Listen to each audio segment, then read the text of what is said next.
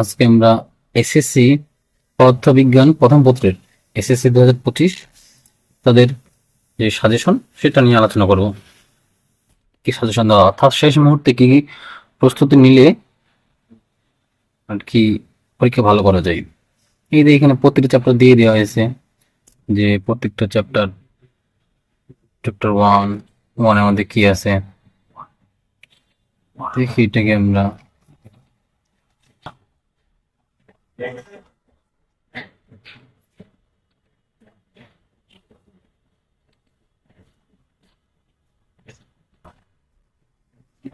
যেমন কি চ্যাপ্টার 1, এটা হচ্ছে চ্যাপ্টার 1, এটা 1 নম্বর চ্যাপ্টার। কালারটা চেঞ্জ করে নি।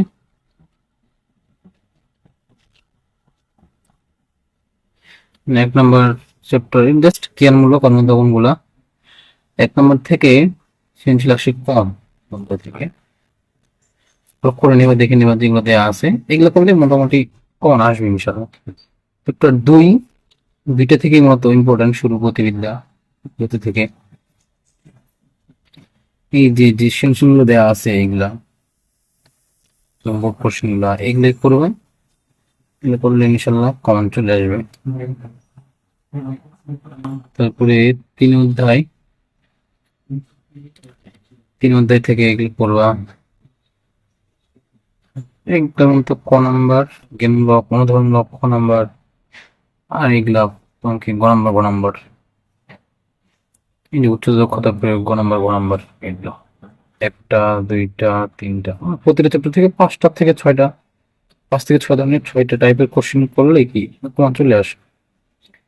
তারপরে তোমার আছে চ্যাপ্টার 4 এর কি এগুলো হচ্ছে যে ক নাম্বার পিছনে দেওয়া থাকবে কোশ্চেনগুলো দেখে নেবার। এখানে এই যে সৃজনশীল এগুলা সৃজনশীল এটা 2 নাম্বার 3 নাম্বারে 4 নাম্বার এটা দেওয়া আছে 5 6 7। চ্যাপ্টার 5 আসো চ্যাপ্টার 5 কি কি বলছে 4 নাম্বার এগুলা। তারপরে অনুধাবন এগুলা এই যে অনুধাবন 5 নাম্বার চ্যাপ্টারের। তো এটা যেমন গ নাম্বার যেন 1 নাম্বার 2 নাম্বার 3 নাম্বার এগুলো সবগুলো কি ইম্পর্টেন্ট। এগুলো করলেই মূলত কি এনাফ এবং কি এগুলো থেকেই পরীক্ষা আসবে।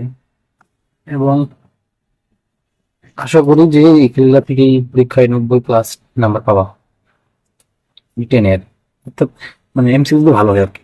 একটা 6 যদি হয় এটা ক নাম্বার, এটা গ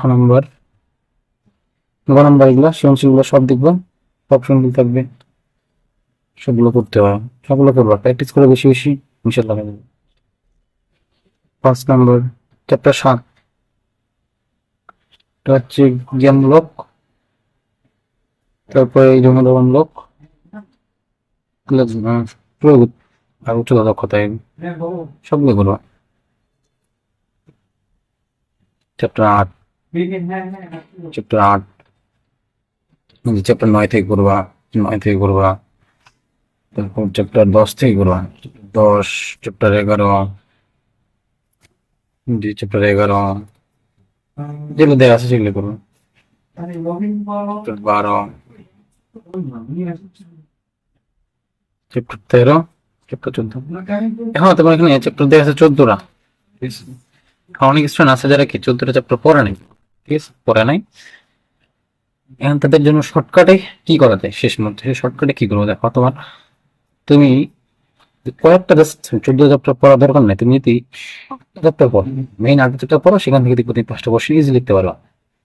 কি পড়বা যারা কম পড়ছে আর কি, যারা পড়ালেখা করেন তাদের জন্য 1 নম্বর হচ্ছে কি বুদ্ধিবিদ্যা চ্যাপ্টার একটা পুরো মাস্ট, এখানে একটা সময় লাগবে।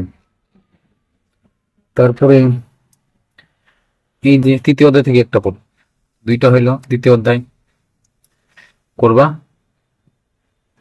4র্থ অধ্যায়, তারপরে তোমার এই সেশনগুলো দেখবা। 5ম অধ্যায় আছে 4টা গেল তাই না,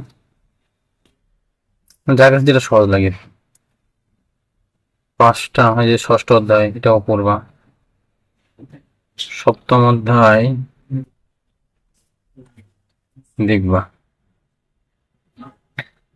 অষ্টম অধ্যায় তুমি দেখতে পারো অনেকে যেগুলা যারা পারো আর কি, নবম অধ্যায়ও দেখতে পারো যদি পারো, না হলে দশম অধ্যায়ে চলে যাবা। স্থির তড়িৎ, চলো তড়িৎ আছে 11তে, দশম অধ্যায় দেখবা। আর কি একাদশ, ঠিক আছে, আর একাদশ, এই 8টা চ্যাপ্টার হয়ে গেছে তো। এই একাদশ, দ্বাদশ চৌম্বক ক্ষেত্র, হ্যাঁ এগুলো যাওয়ার দরকার নেই, এগুলো একটু ভেজাল। চৌদ্দ নিশ্চিত তড়িৎ, আর এগুলো যেগুলো দেখাই দিচ্ছে, অর্থাৎ 8টা চ্যাপ্টার আমি দিয়ে দিছি। এই 8টা চ্যাপ্টার তুমি যদি পড়ো, ভালো যদি দক্ষতা থাকে, সেগুলো এই যে সৃজনশীলগুলো যে করতে পারো এই টাইপের, তাহলে কি তুমি কি ইনশাল্লাহ আশা করা যায় যে তুমি ভালো একটা পরীক্ষা দিয়ে আসতে পারবে, নাম্বার ভালো পাবা। তো এরপরের দিন আমরা সেকেন্ড পার্ট নিয়ে আলোচনা করবো। ধন্যবাদ সবাইকে। ভালো লাগলে ভিডিওটি লাইক দিবেন, চ্যানেলটিকে সাবস্ক্রাইব করবেন। ধন্যবাদ।